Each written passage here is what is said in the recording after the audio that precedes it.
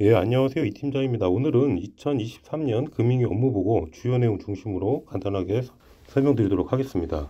흔들림 없는 금융안정, 내일을 여는 금융산업이라는 정책 비전 아래 12대 정책 과제를 추진할 예정입니다. 먼저 금융시장 안정입니다.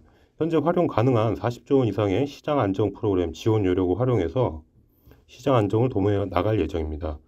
신용등급이 좋지 않은 기업도 회사채 발행에 어려움이 없도록 PCBO 프로그램의 지원 범위 한도를 늘리는 등 시장 상황에 따라 지원 대상 규모와 시장 상황에 따라 지원 대상과 규모 등을 탄력적으로 조정해 나갈 예정입니다.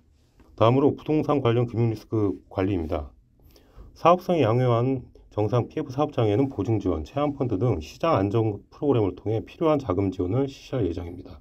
부실 우려가 있는 PF 사업장에는 대주단 협약을 재정비해서 자율적 PF 사업장 정리를 유도하고 캠코를 중심으로 부실 PF 매입 적립 펀드를 조성해서 PF 사업장 정상화를 지원할 예정입니다.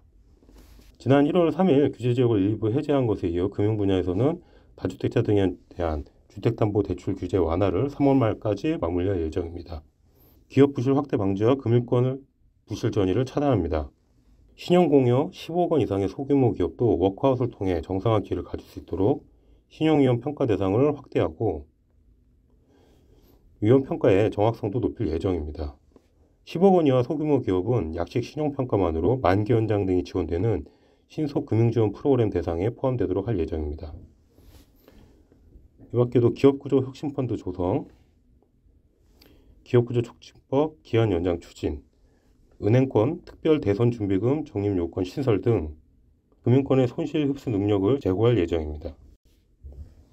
민생경제 지원입니다.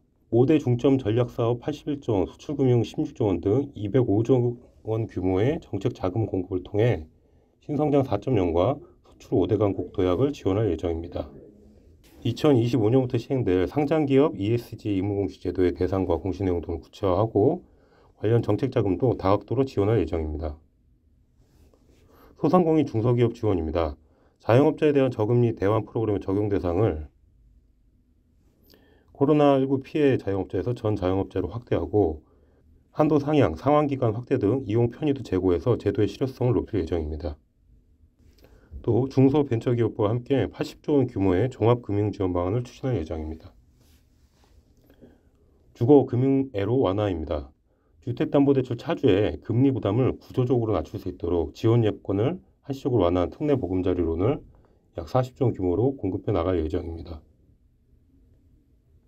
이 밖에도 고정금리 전세자금 대출 상품을 공급할 예정이고요. 임차인의 주거비용을 낮추고 임대인의 임대보증금 반환 애로를 없앨 수 있도록 전세대출과 임대보증금 반환 목적의 대출 규제도 정비할 예정입니다. 또 임대보증금 반환 목적 대출과 관련된 각종 규제도 폐지할 예정입니다. 이 밖에도 대환대출을 쉽게 할 수 있도록 DSR 적용 기준 시점을 대환 시점이 아닌 기존 대출 시점에 적용하는 것으로 조정할 예정입니다.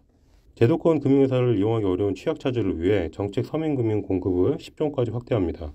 또 소액의 급전도 구하기 어려워서 불법 사금융에 빠지는 저소득 저신용 차주가 없도록 최대 100만 원 규모의 긴급 생계비 대출도 시행할 예정입니다. 현재 청년층에 적용되는 저신용 취약차주 이자 감면 상환유예 지원 프로그램을 전 연령 취약차주로 확대하고 기초생활수급자 고령자 등 상환 여력이 현저히 부족한 차주의 경우에는 채무조정 지원을 확대할 예정입니다. 금융범죄 사기로부터 국민들을 확실히 보호하려고 최선을 다하겠습니다. 가상자산을 이용한 보이스피싱 피해자 구제를 위해 가상자산 거래소에도 금융기관과 동일한 피해자 구제 절차를 적용하고 통장 협박을 당한 자영업자 등 피해자에 대한 구제 절차도 마련하겠습니다. SNS, 채팅방 등 소통 채널을 이용한 영업금지, 손실보정, 이익보장 약속 금지 등 유사 투자 자문업자에 대한 규제도 정비하겠습니다. 다음으로 금융산업 육성입니다. 디지털 환경에 맞지 않는 규제를 개선하고 국제 기준에 부합하도록 빅테크, 금융 보안 규제를 정비해서 금융, 비금융, 융복합 신상품, 서비스 출현을 유도하겠습니다. 핀테크 기업에 대한 종합 컨설팅, 혁신 펀드 등 핀테크 스타트업 육성에도 정책적 노력을 아끼지 않을 예정입니다. 가상자산 이용자 보호를 위해 국제 논의 동향에 맞춰 가상자산 규율 체계를 단계적으로 마련해 나갈 예정이고 조각 투자와 증권형 디지털 자산에 대한 발행 유통 규율 체계도 정비해 나갈 예정입니다. 외국인 ID 제도 폐지, 상장사 영문 공시 단계적 의무화 등 글로벌 스탠다드에 부합하는 투자 환경을 조성해서 국내 자본시장의 매력들을 제고하고 글로벌 스탠다드에 부합하는 자본시장의 선진화를 추진해 나갈 예정입니다. 외국인 ID 제도 폐지, 상장사 영문 공시의 단계적 의무화 등 글로벌 스탠다드에 부합한 투자 환경을 조성해서 국내 자본시장의 매력도를 제공하겠습니다.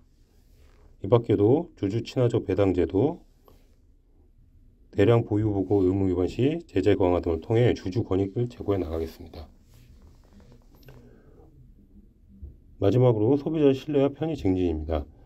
연금저축에 대해 여타 예금과 별도로 추가 예금 보호 한도를 적용해서 국민의 자산을 보다 안전하게 보호하겠습니다.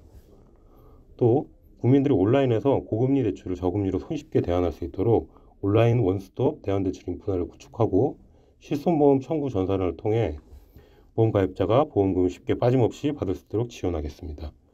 예, 이상으로 설명 마치겠습니다.